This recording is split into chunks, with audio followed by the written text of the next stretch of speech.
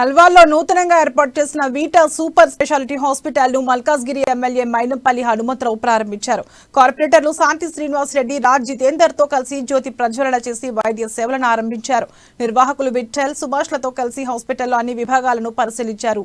వినియోగదారులకు నాణ్యమైన సేవలు అందించి మంచి పేరు తెచ్చుకుంటామని, స్థానిక ప్రజలు ఈ సదవకాశాన్ని వినియోగించుకోవాలని ఆయన కోరారు.